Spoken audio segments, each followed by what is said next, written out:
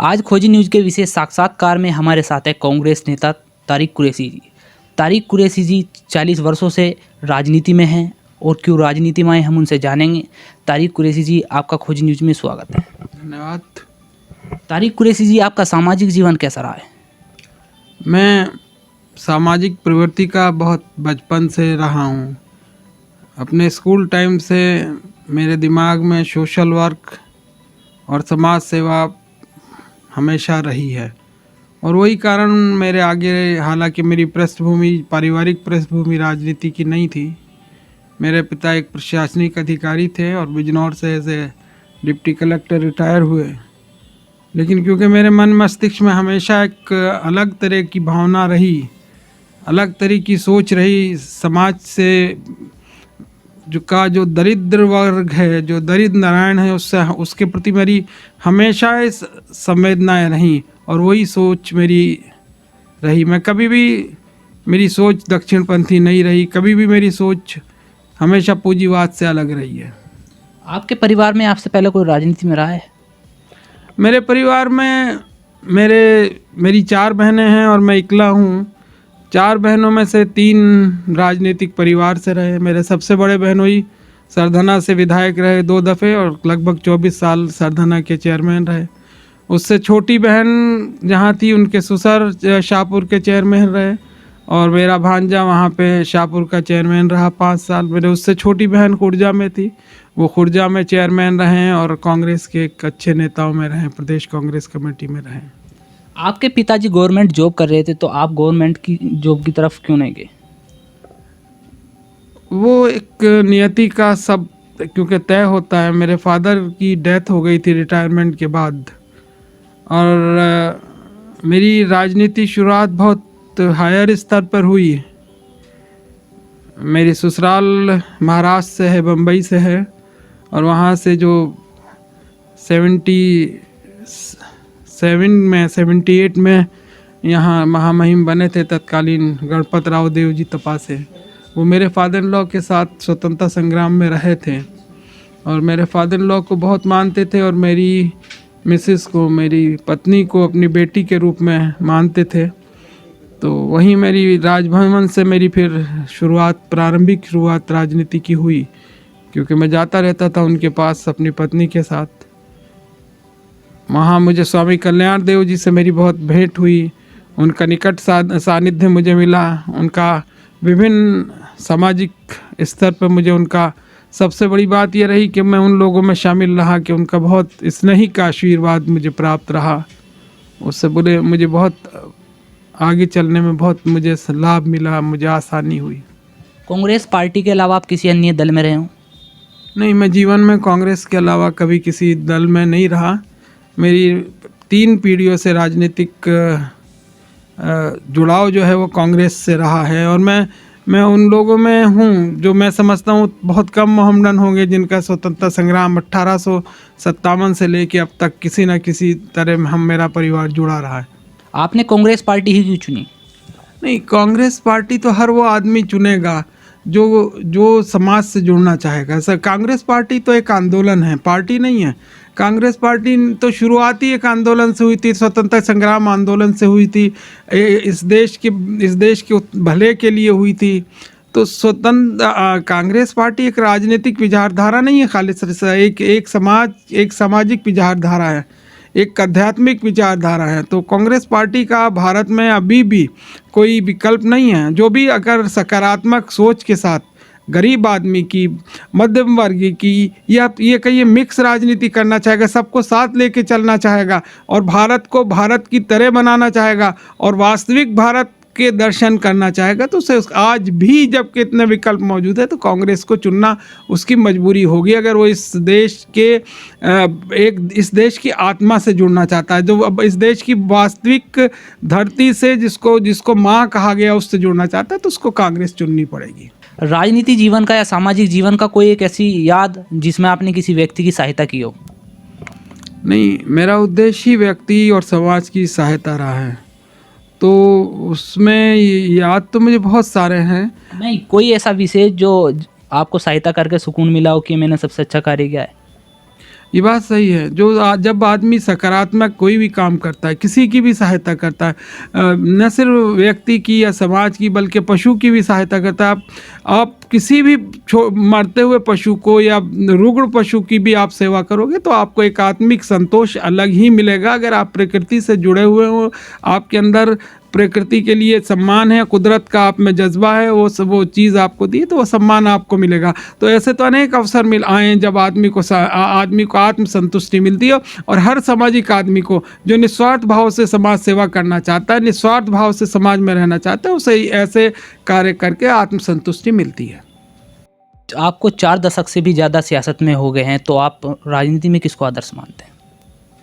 राजनीति में देखिए, मैं जिस समय मुझे एक सबसे बढ़िया सौभाग्य मिला, कांग्रेस के अंदर जो बहुत कम लोगों को होगा, मैंने पंडित नेहरू जी का काल देखा। हालांकि और मैं बहुत छोटा था जिस वक्त पंडित जी की अस्थि कलश जा रहे थे। उस वक्त मैं खुर्जा में थे, हम लोग, हमारे फादर तहसीलदार खुर्जा थे। सन 1964 में की बात है ये।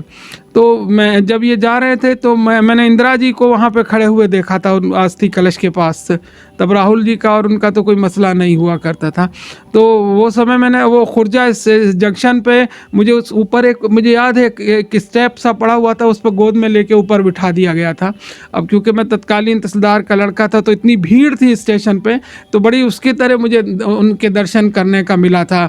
तो मुझे मैं अगर अपने आप को जोड़ूं तो वहीं से मैंने एक कांग्रेस का जो मेरे अंदर दबा हुआ सागर था, वो वहीं से उफान उस छोटी सी उम्र में, बहुत छोटी सी उम्र में जबकि गोद में लेके बिठाया गया था, तो वहाँ से मुझे उफान मिला। उसके बाद मैं उन सौभाग्यशाली लोगों में जो इंदिरा जी के साथ मुझे काम करने का मौका, मुझे राजीव जी की इतनी कुर्बत मिली कि यहीं पर आए थे बुलेटिन में, बल्कि उस वक्त वही छपता था, उस वक्त मेरा फ़ोटो छपा था, मुझे कंधे पे हाथ रख के वो अलग रह गए थे, उतने करीब मैं उन लोगों के पहुंच गया था। तो इस कम उम्र में भी मैं 60 दशक की अपनी जो जीवन पूरा करा है, उसमें भी मुझे इतने लोगों से जुड़ने का मौका मिला जो बहुत कम लोगों को मिला होगा। आपको काफ़ी वर्ष सियासत में हो गए, तो कभी पार्टी द्वारा आपको चुनाव लड़ाया गया हो? नहीं, मैं चुनाव नहीं लड़ा। उसका कारण पार्टी को दोष नहीं दूंगा, मैं नहीं चुनाव के लिए कभी अब मैं वो नहीं मांग करी, तो इसमें पार्टी का तो दोष नहीं है। और मैंने संगठन की राजनीति हमेशा करी और वो संगठन में मैं विभिन्न पदों पर रहा हूँ। आप कांग्रेस में किन किन पदों पर रहे हैं अभी? मैं कांग्रेस में अभी यहाँ मुजफ्फरनगर में 4 दफ़े शहर अध्यक्ष रह चुका, 2 दफ़े, एक दफ़े कार्यकारी ज़िला अध्यक्ष रहा, फिर दोबारा कार्यवाहक बना जो बाद में ज़िला अध्यक्ष बना मैं। और उससे पहले मैं 3 दफ़े सेक्रेटरी रह चुका उत्तर प्रदेश में, 2 दफ़े संगठन सचिव रह चुका, महासचिव रह चुका उत्तर प्रदेश कांग्रेस कमेटी में। उससे पहले मेरी बहुत पहली शुरुआत जब मेरी बहुत कम उम्र थी तो राजनीति में मैं लघु एवं कुटीर उद्योग बोर्ड का चेयरमैन रहा। और अभी भी 16 में जो डिज़ोल्व हुई है रेलवे की परामर्शदाता स्तरीय समिति, उसका मैं वरिष्ठ सदस्य था, जो 16 में इन लोगों ने भंग करी है। तो आगे चुनाव लड़ने का कोई आपका मन है?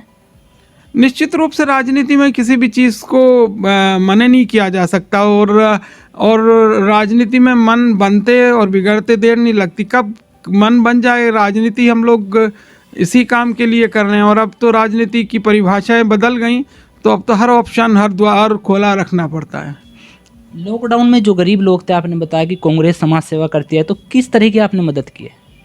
लॉकडाउन में जो भी मिला, अगर मेरे कांग्रेस ने तो बहुत ज़बरदस्त मदद करी है, उसका तो व्याख्यान करने को बहुत समय चाहिए। लेकिन लॉकडाउन में मैंने अपने स्तर पर और अपने साथियों को साथ लेकर जहाँ जहाँ भी संभव हो सका, और जहाँ जहाँ भी जो आवश्यकताएं, सामाजिक आवश्यकताएं, और जो गरीब की एक आवश्यकता हो सकती थी, ना सिर्फ गरीब की, सामान्य आदमी को सबसे बड़ी आवश्यकता थी पेट भरने की आवश्यकता, उस वक्त बहुत भयंकर रूप से सबके सामने खड़ी हो गई थी।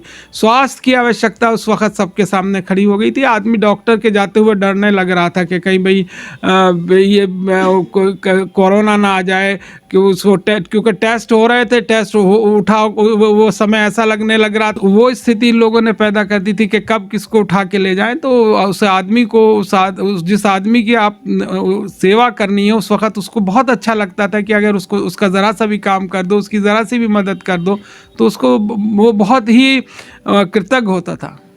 भारत सरकार द्वारा कोवैक्सीन लाया गया है, तो इस पर आप क्या कहना चाहेंगे?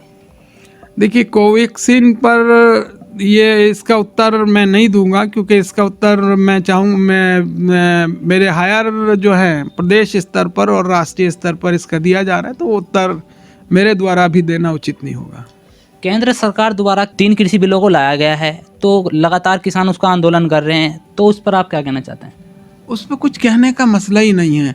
आज मुझे बड़ा अजीब लग रहा है कि आज़ाद भारत में जिस ईस्ट इंडिया कंपनी के लिए इतने लाख आदमी शहीद हुए, इतने करोड़ आदमी, हिंदुस्तान का तमाम इतिहास बदल गया, गरीब अमीर सब कुछ बदल गया, उस ईस्ट इंडिया कंपनी को हटाने के लिए, उससे सत्ता छीनने के लिए आज एक दूसरी कंपनियों को फ़र्क कितना हो रहा है, दूसरी कंपनियों को हम देने जा रहे हैं। आज यहाँ तक स्थिति बना दी गई कि हम पुलिस फोर्स को प्राइवेट करने जा रहे हैं, हम अपने रेवेन्यू डिपार्टमेंट को उनके हाथ में देने जा रहे हैं। तो इससे बड़ा दुर्भाग्य इस देश का क्या होगा? इसको ना सिर्फ कांग्रेस बल्कि इसको तो बच्चे को अगर नहीं उठ खड़ा होना पड़ेगा इस देश को आज़ाद रखने के लिए, इन कंपनियों से बचाने के लिए, तो ये तो बहुत समस्या हो जाएगी।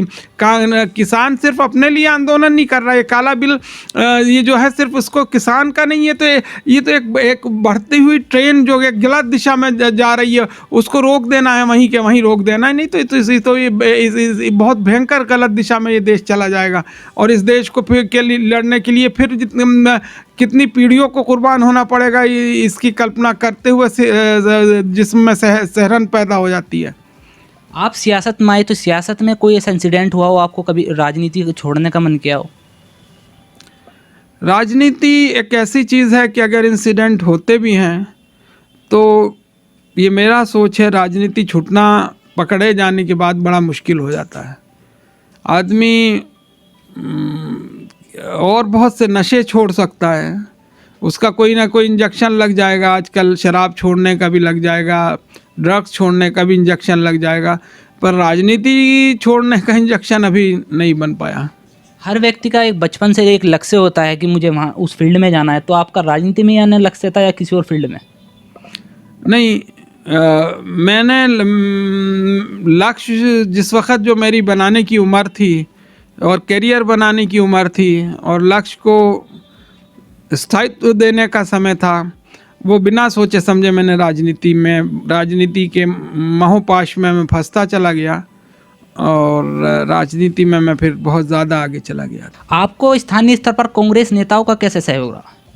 नहीं, मुझे स्थानीय स्तर पे बहुत अच्छा सहयोग रहा। मैं स्थानीय स्तर पे मेरा सबसे ज़्यादा समय दिवंगत श्री हुकुम सिंह जी के साथ गुजरा है, और मेरे जीवन का स्वर्णिम काल, एक लंबा काल उनके सानिध्य में गुजरा। अगर मैं कहीं जा मेरी राजनीतिक की जो प्रारंभिक शिक्षा दीक्षा या जो मेरी राजनीतिक यूनिवर्सिटी का अगर मैं श्रेय दूंगा तो दिवंगत आदरणीय हुकुम सिंह जी पे जाता है, और मेरा ज़्यादातर जो प्रौढ़ होने तक का समय है वो उनके साथ निकला है। मेरा आपसे आखिरी सवाल ये है कि भारतीय जनता पार्टी आरोप लगाती रहती है कि कांग्रेस ने 70 साल में क्या किया है, तो आप इसके बारे में क्या कहना चाहेंगे? ये तो बहुत ही अच्छा प्रश्न आपने किया है। इस देश में आप जिस मिट्टी के कण को उठा के देखोगे तो उस मिट्टी के कण में आपको कांग्रेस वो ने क्या किया है उसका उत्तर मिल जाएगा। इस देश के अंदर कोई भी बता देगा इस देश में सुई भी नहीं बनती थी। हमने अपने बचपन में वो समय भी देखा है जब PL 480 के तहत यहाँ गेहूँ आता था, और उस वक़्त वो आज उस गेहूं को शायद हिंदुस्तान का पशु भी नहीं खाएगा, उस वक़्त वो गेहूं खाने को मिलता था। आज़ादी के बाद वो काल भी देखा है। चलिए, वो गेहूं तो बहुत बड़ी चीज़ थी कि घास खाने के लिए भी आदमी को बहुत मजबूरियां होती थी। आदमी को चलने के लिए तो छोड़िए, जानवरों को चलने के लिए बहुत कठिनाइयों का समय होता था। वो उस तरह उजाड़ के इस देश को, राष्ट्र को गए थे, उस तरह लूट के गए थे। उस चीज़ को खड़ा करना ये कांग्रेस के निस्वार्थ उस तत्कालीन नेतृत्व का ही काम था। क्योंकि उनमें इच्छा शक्ति थी, देश प्रेम था, देश लगाव था।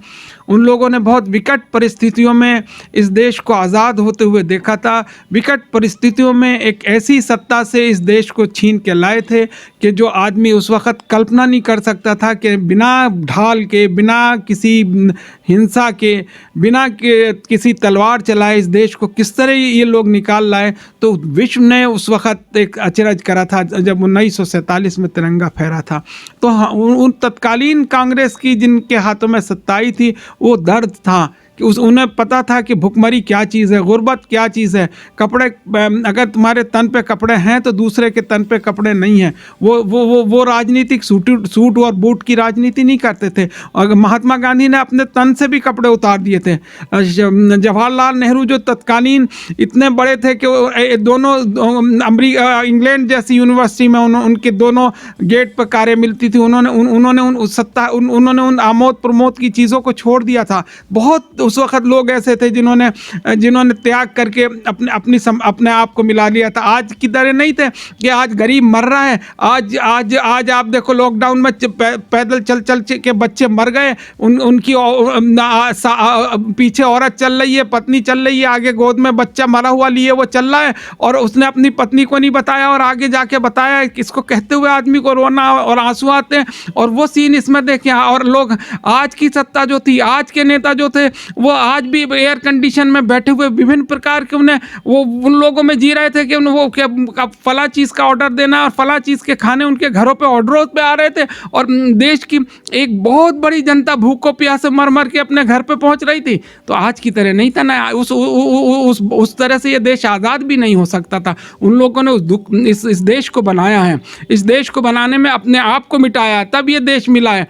और इन लोगों को तो बनाया मिला है।